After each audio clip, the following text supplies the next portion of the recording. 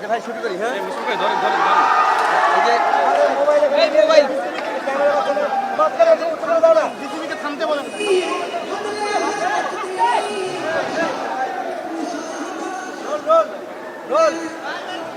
BCB ইস্যুতে বলি যে আপনারা ফারুক আহমেদকে বসালেন চেয়ারে, আবার যেভাবে বের করে দেওয়া হলো, এই জিনিসটা কেন হলো? আর তার বিরুদ্ধে নাকি অভিযোগ ছিল, অভিযোগ কোনো না খণ্ডায় তার পক্ষে আত্মপক্ষ সমর্থনের কোনো সুযোগ না দিয়ে কেনই বা এভাবে তাকে সরিয়ে দেওয়া হলো, এই জিনিসটা একটু বলুন। প্রথমত এটা যেভাবে যাচ্ছে এটা কোনো শাস্তি বা এরকম কিছু না। আমরা দেখেছি যে বিগত 9 মাসে বিসিবিতে নতুন নেতৃত্ব আসার পরে আমরা আসলে ক্রিকেটের যেই প্রত্যাশা ছিল আমাদের, সেই প্রত্যাশা অনুযায়ী ক্রিকেটের উন্নয়ন আমরা দেখিনি, বরং আমরা দেখেছি যে প্রথম এই সরকার আসার পরে পাকিস্তানের সাথে বাংলাদেশ ঐতিহাসিকভাবে টেস্টে জিতে আসলো, সিরিজ জিতে আসলো। তারপর থেকে আমরা ক্রম অবনতি দেখছি এবং খুবই দুঃখজনকভাবে আমাদের যে নতুন নেতৃত্ব এসেছিল, আমি তো ভাই আর স্পোর্টসের মানুষ না, আমি 10 জনের সাথে কথা বলে যাকে মনে করেছি, তখন সবাই যার কথা বলেছে যে তিনি ভালো চালাতে পারবেন, তাদেরকেই আমরা আসলে বোর্ডের বাকি সদস্যরা নির্বাচিত করেছিল। কিন্তু বিগত সময়ের আমাদের যে অভিজ্ঞতা হয়েছে বিপিএল থেকে শুরু করে সর্বোপরি বাংলাদেশের ক্রিকেটের, আমাদেরকে তো বিচার করতে হবে পারফরমেন্স দিয়ে, সেই পারফরমেন্সটা আসলে আশানুরূপ না। এবং আপনারা দেখেছেন যে কোনো একটা স্পোর্টসের ডেভেলপমেন্ট করতে বা ডেভেলপমেন্টের পথে যেতে বেশি সময় লাগে না। এটা বাফুফে ইতিমধ্যে বাফুফের নতুন নেতৃত্ব প্রমাণ করেছে। যুব ক্রীড়া মন্ত্রণালয় প্রত্যেকটা স্পোর্টসকে আপনারা দেখেছেন যে সহযোগিতা করে আসছে তার সাধ্যমতো, সেটাকে বাফুফে যথাযথভাবে কাজে লাগাতে পেরেছে এবং তারা ফুটবলকে কেন্দ্র করে একটা নতুন উন্মাদনা, নতুন একটা আশার সঞ্চার তৈরি করতে পেরেছে। সেখানে ক্রিকেটের অবস্থাটা দিনে দিনে আরও খারাপের দিকে যাচ্ছে, যেটা আমাদের কিং স্পোর্টস আমরা মনে করি বা বলি। তো সেই জায়গা থেকে বিগত সময়ের পারফরমেন্সকে কেন্দ্র করে এবং বিপিএলের যে সত্যানুসন্ধান কমিটি ছিল আমাদের, তাদের রিপোর্টে আমরা দেখেছি যে বিপিএলে অনেকগুলো অনিয়ম এবং দায়িত্ব অবহেলার কারণে বিপিএলে যে ধরনের পরিস্থিতি সৃষ্টি হয়েছে আপনারাই রিপোর্ট করেছেন। সেগুলোতে মোটামুটি ফারুক ভাইয়ের সংশ্লিষ্টতা পাওয়া গেছে এবং এর বাইরেও আপনারা দেখেছেন যে বিসিবির 9 জন পরিচালকের মধ্যে 8 জনই একটা অনাস্থা প্রস্তাব আমাদের এনএসসিকে পাঠিয়েছে। তো এখানে কোনো টিম হয়নি আসলে। ক্রিকেটে যেমন 11 জন মাঠে খেললে টিম হয়, বিসিবিতেও তো একটা টিম আপের প্রয়োজনীয়তা আছে। বিসিবিতে যারা ফ্যাসিবাদের সময়ের যারা ছিলেন তারা আগেই 5 আগস্টের পরপরই পালিয়ে গেছেন, আপনারা জানেন। তারপরে বাকি যারা আছেন 8-9 জন ডিরেক্টর আছেন, তারা কেউই আসলে ওনার সাথে কাজ করতে স্বাচ্ছন্দ্য বোধ করছেন না। এই পরিস্থিতিতে আমরা দেখছি যে বাংলাদেশের ক্রিকেটের ক্রম অবনতির কারণে পেছনে এটাও একটা বড় কারণ। সেই জায়গা থেকে বিসিবির আরজি এবং বাংলাদেশ ক্রিকেটের বর্তমান যেই পরিস্থিতি এবং বিপিএল সংক্রান্ত তথ্যানুসন্ধান কমিটির যেই রিপোর্ট, সব কিছু মিলিয়েই আমরা একটা সিদ্ধান্তে আমাদেরকে আসতে হয়েছে। এবং ফারুক ভাইয়ের সাথেও পার্সোনালি আমি কথা বলেছি যে এটা এমন না যে কোনো দুর্নীতির প্রমাণ পাওয়া গেছে বা এই কারণে আমরা তাকে সরিয়েছি।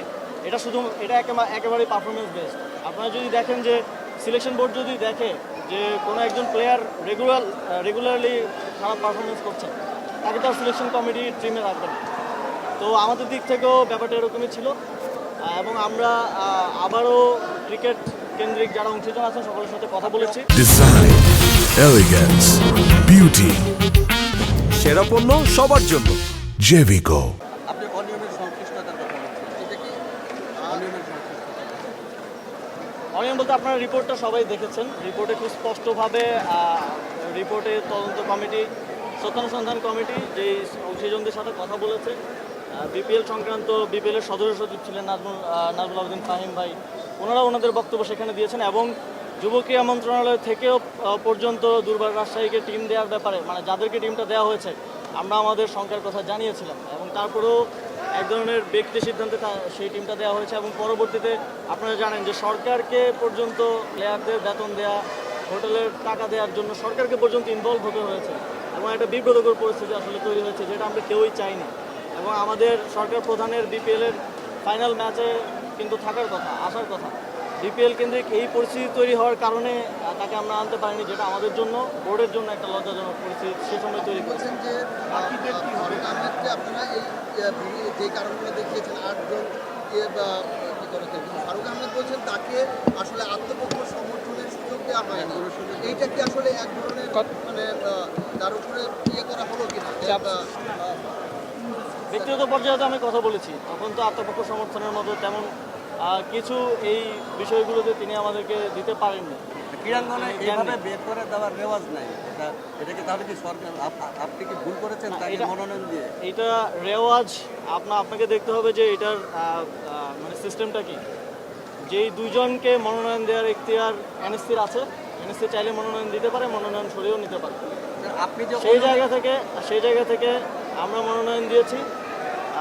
সার্বিক পরিস্থিতি বিবেচনায় আমাদের মনে হয়েছে যে এখন আর এই মনোনয়ন রাখার, আমরা কিন্তু প্রেসিডেন্টকে অপসারণ করিনি, আপনারা যদি ভালোভাবে দেখেন আমরা তার পরিচালক মনোনয়নটা তো সরিয়ে নিয়েছি এবং এর যেই এই প্রক্রিয়া হিসেবে এর আফটার ইফেক্ট হিসেবেই ওনার প্রেসিডেন্ট পদটি চলে গিয়েছে এবং আমরা আরেকজনকে পরিচালক মনোনয়ন দিয়েছি এবং বোর্ডের যারা আছেন তারা নিয়ম অনুসারে আইসিসির যে গাইডলাইন আছে, যে কনস্টিটিউশন আছে আমাদের ক্রিকেট বোর্ডের, সেই নিয়ম অনুযায়ী কিন্তু আরেকজনকে প্রেসিডেন্ট হিসেবে এত অনিয়মের কথা আপনি বলছেন। দিয়েছে তাদের 7 জনই কিন্তু আগের বোর্ডের মানে আগের সরকারের ইয়েতে ছিলেন, তারাই এটা দিয়েছেন। এইটা কি আপনি যেটা বলছেন যে আপনারা যারা আগের যারা ছিল ফ্যাসিলিটি সরকারে দিয়েছিল তাদের কথাতেই আপনি আপনার নিয়োগ করা একজনকে বাদ দিলেন, এটা কি কতটুকু আপনার কাছে মনে হয় বিবেচনা প্রশ্ন? শুনেন, কে কী বললো সেটা ইম্পর্টেন্ট না, ইম্পর্টেন্ট হচ্ছে ফ্যাক্টটা কি। ফ্যাক্ট তো আপনারা দেখেছেন, আপনারা নিজেরাও রিপোর্ট করেছেন। বিপিএল নিয়ে আপনার স্পোর্টসের কোন সাংবাদিকটা রিপোর্ট করেনি বিপিএলের অনিয়মের বিষয় নিয়ে? কেউ আছেন যে রিপোর্ট করেননি? আপনারা সবাই করেছেন। তো আমরা সেটা অনুযায়ী একটা সত্যানুসন্ধান কমিটিও করেছি। তো আমরা ফ্যাক্টগুলো বিবেচনায় নিয়েছি, কে কী বললো এগুলো দেখার বিষয় না। আর আমি মনে করি যে আপনাদের থেকে শুরু করে বাংলাদেশের 16 কোটি মানুষ চায় বাংলাদেশের ক্রিকেটটা ভালো করুক। আমার ফোকাসটা হচ্ছে ক্রিকেট ভালো করবে কীভাবে সেটার দিকে। আমার ফোকাসটা এরকম না কোন ব্যক্তিকে বসালাম বা কাকে। এখানে ভাই আমিনুল ভাইকেও আমি চিনি না, ফারুক ভাইকেও আমি চিনতাম না। আমি ক্রিকেট সংশ্লিষ্ট 10 জন মানুষের সাথে কথা বলেছি যাদেরকে আমার মনে হয়েছে অংশীজন, তাদের মতামতের ভিত্তিতে তখন ফারুক ভাইকে আমরা এনেছিলাম। কিন্তু অ্যাডমিনিস্ট্রেটিভ জায়গায় আমরা দেখেছি যে সেভাবে কাজ হয়নি এবং বাংলাদেশের ক্রিকেট তার মানে ঐতিহাসিকভাবে তলানিতে চলে যাচ্ছে। তো এটা একটা কনসার্ন, এটা একটা ন্যাশনাল কনসার্ন। তো এই জায়গা থেকে আমরা ক্রিকেটের উন্নতির জন্য ফ্যাক্টগুলোকে বিবেচনায় নিয়ে আবার আমাদের জায়গা থেকে সিদ্ধান্ত নিয়েছি। কিন্তু যে কথাগুলো বলা হচ্ছে যে সরকারের অতিরিক্ত হস্তক্ষেপ, এখানে সরকারের হস্তক্ষেপের কিছু নেই। সরকার তার যতটুকু ক্ষমতা আছে, যতটুকু এখতিয়ারভুক্ত আছে সেই বিবেচনায় হস্তক্ষেপ করেছে। দুইজন ডিরেক্টর দেওয়ার ক্ষমতা সরকারের আছে, সরকার সেখানে পরিবর্তন করেছে। সরকার প্রেসিডেন্টকে অপসারণ করেনি, প্রেসিডেন্টের অপসারণটা সেটার আফটার ইফেক্ট হিসেবে হয়েছে এবং বিসিবির কনস্টিটিউশন অনুযায়ী আরেকজন নতুন প্রেসিডেন্ট এসেছে। এবং এ বিষয়ে যে আইসিসির ব্যানের কথাও বলা হচ্ছে, অনেকে বলছেন আমাদের আইসিসির সাথেও প্রপারলি যোগাযোগ হয়েছে এবং যিনি এখন প্রেসিডেন্ট এসেছেন তিনি নিজে আইসিসিতে দীর্ঘ সময় ধরে কাজ করে আসছেন। তো কোনো কমিউনিকেশন গ্যাপ আমাদের দিক থেকে নেই এবং আইসিসিও এটাকে সাধুবাদ জানিয়েছেন। বাংলাদেশের বর্তমান যেই ক্রিকেটের অবস্থা সেটা তো আইসিসিরও অজানা নয়। সেই জায়গা থেকে তারও এই সিদ্ধান্তকে বা এই নতুন নেতৃত্বকে স্বাগতম জানিয়েছে। এত অনিয়মের কথা বলছেন, সার্চ কমিটি কি করলো? তার সার্চ কমিটি কি করলো? আপনার সঙ্গে নিশ্চিতভাবেই ফারুক ভাইয়ের কথা হয়েছে, আপনি বলছিলেন, এবং কি কথা হয়েছে সেটা যদি একটু জানান। আর যেহেতু অক্টোবরে বিসিবির ইলেকশন, সেই ইলেকশনে আসলে এই প্রক্রিয়াটার প্রভাবটা কেমন পড়বে? আমিনুল ভাই এসছে 3 মাসের জন্য, তিনি বলেছেন শর্ট টাইমের জন্য এসছেন, যদি এই দুটা বিষয়। প্রথমত আগামী ইলেকশনের টেন্টেটিভ টাইমটা হচ্ছে অক্টোবর, যতটুকু জানি। তো আমরা কোনো সময়সীমা দিইনি। আমার যেটা কথা হয়েছিল আমিনুল ভাইয়ের সাথে, আমি ওনাকে জাস্ট জানতে চেয়েছিলাম যে আপনি বাংলাদেশের ক্রিকেটের জন্য কাজ করতে চান কিনা। কারণ উনি আইসিসিতে যেই স্যালারি পান আমরা তো সেটা ওনাকে অফার করতে পারছি না, কারণ এটা একটা অনারারি পোস্ট, আপনারা জানেন। তো ওনারও একটা দীর্ঘদিন সেখানে কাজ করার যেই সেটাকে ব্যর্থ ঘটে উনি আসবেন কিনা। তো তিনি তখন হ্যাঁ বলেছেন, রাজি হয়েছিলেন কাজ করার জন্য। কোন ক্যাপাসিটিতে সেটা আমরা তখনও ঠিক করিনি। তবে বর্তমান যে সার্বিক পরিস্থিতিতে ওনাকে সভাপতির দায়িত্বটা বিসিবির বাকি পরিচালকরা নিয়ম অনুযায়ী ওনাকে নির্বাচিত করেছেন। আর প্রথম কোশ্চেনটা ফারুক ভাইয়ের সাথে হ্যাঁ আপনার যে ফারুক ভাইয়ের সাথে আমার যেটা কথা হয়েছিল যখন রিপোর্টটা আমাদের হাতে আসলো এবং 8 জন ডিরেক্টরের যে অনাস্থা প্রস্তাবটা আসলো আমি উভয় পক্ষকে বলেছিলাম এটা যথাযথ এটা গোপন রাখার যাতে গোপন থাকে, কিন্তু আপনারা তো জানেন স্পোর্টস সেক্টর আসলে কোনো কিছুই গোপন থাকে না, আপনাদের কাছে চলেই যায়।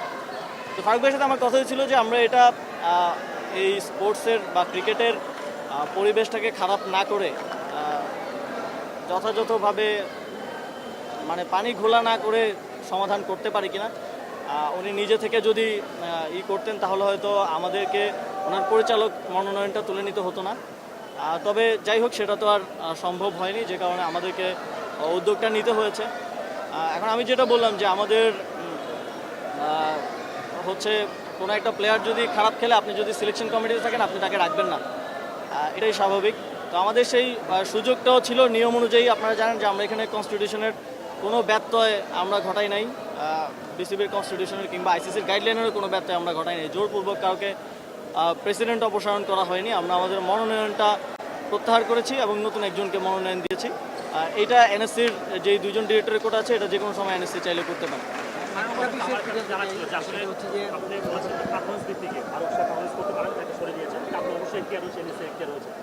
কিন্তু মাননীয় মধ্যে আপনি সম্প্রতি বিভিন্ন ফেডারেশন কমিটি করেছেন, যেমন আপনার হকি ফেডারেশনে একটা আপনার সেটা 2 বছর পরে যায় নাই, এটা তদন্ত চলতেছে আর কি।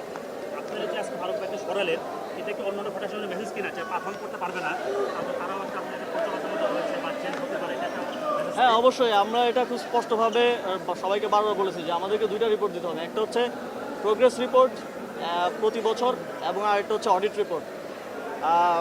এই 2টা রিপোর্ট প্রত্যেকটা ফেডারেশন আমাদেরকে দিতে হবে, আমরা তাদের প্রোগ্রেসটা দেখব এবং কোথায় কোথায় তাহলে একটা যোগাযোগও আমাদের মধ্যে থাকবে যে কোথায় কোথায় সহযোগিতা করলে সরকার আরও ভালো করতে পারে, ফেডারেশন ওই স্পোর্টসটা আরও ভালো করতে পারে।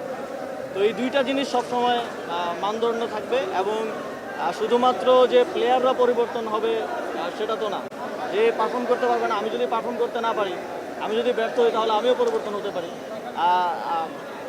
তো প্রত্যেকটা জায়গাতেই আমার মনে হয় এই ট্রান্সপারেন্সির জায়গাটা থাকা দরকার এবং এই প্রোগ্রেসটা দেখা দরকার যে ফেডারেশনগুলো কেমন প্রোগ্রেস করছে, কেমন কাজ করছে। আমি তো আর দায়িত্বে থাকা অবস্থায় বাংলাদেশের ক্রিকেটকে ডুবে যেতে দিতে পারি না। তো সেই জায়গা থেকে আমার যতটুকু এখতিয়ার আছে নিয়ম অনুযায়ী ততটুকু সবসময়ই চেষ্টা করে যেতে হবে।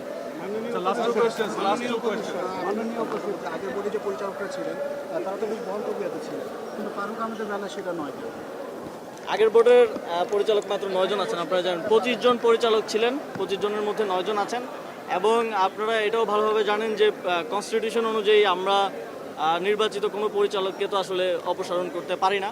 তবে আগামীতে ইলেকশন আসছে, আপনারা জানেন আমাদের যে জেলা ক্রীড়া সংস্থাগুলো, বিভাগীয় ক্রীড়া সংস্থাগুলো পুনর্গঠিত হচ্ছে এবং ক্লাবের ক্ষেত্রেও বিসিবি দেখবে যে কোন কোন ক্লাব বিগত সময়ে আসলে অস্তিত্ব নেই কিন্তু ভোট ব্যবহার করেছে, সেগুলো অ্যাসেসমেন্ট হবে এবং প্রকৃতভাবে একটা নির্বাচন এবং নির্বাচনের মাধ্যমে বিসিবিতে একটা লিডারশিপ ট্রানজিশন হবে।